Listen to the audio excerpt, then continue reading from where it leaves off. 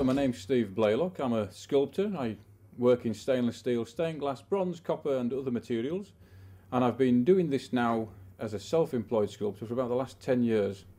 I think the biggest effect of my, if you like, my artistic career was when I went back to university at the age of, I think I was 30.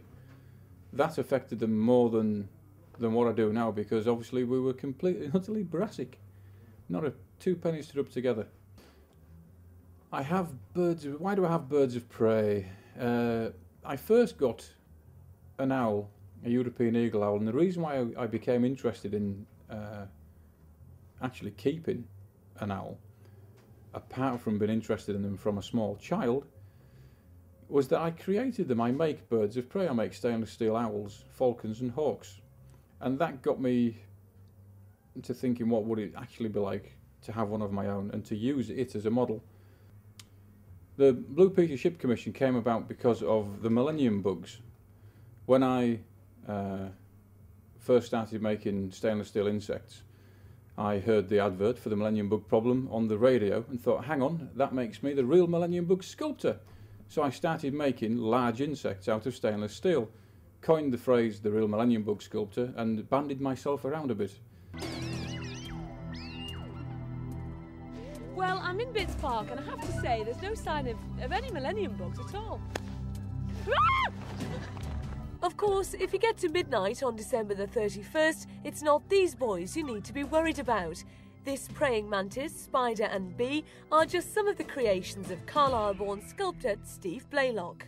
The BBC saw this, got in touch and asked me to create a small Blue Peter ship, which would probably have been about 2 foot high. I got carried away and created something which is nearly 6'3". They seem to like it though.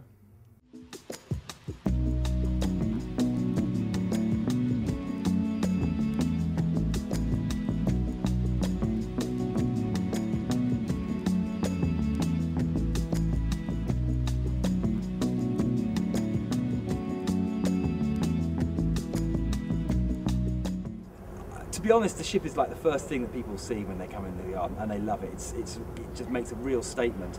We light it; it looks great. You see it when breakfast do the weather in here. You know, it makes a statement. People love it. Yeah, people always love it. I think it's kind of stood the test of time.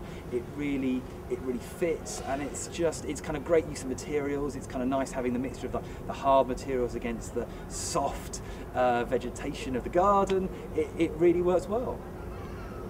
I think the original design by Tony Hart has totally stood the test of time, and then incarnations like Steve's sculpture kind of actually just add to that, and I think it's a really powerful thing that we can do more with. In fact, for the 50th birthday later this year, we're thinking of what can we do around the ship, because it's such a strong symbol for Blue Peter.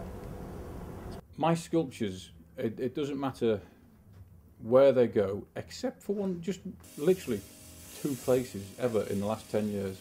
My sculptures sell hand over fist, because despite the fact that I've been exhibiting for 10 years, there are people out there who come across it that have never seen elements of it before or work like it before, or they've seen garden sculpture. Whereas if you can come up with an individual style or a unique way of making, then people will actually latch on to that. And if you can create that as a kind of a signature, then it will help. It'll help when marketing your product. And the way I make my sculptures with the strips of stainless steel, although other people use strips of steel, isn't in the same way. And over the last 10 years of exhibiting, I've not seen anything like my work ever in any gallery or exhibition site.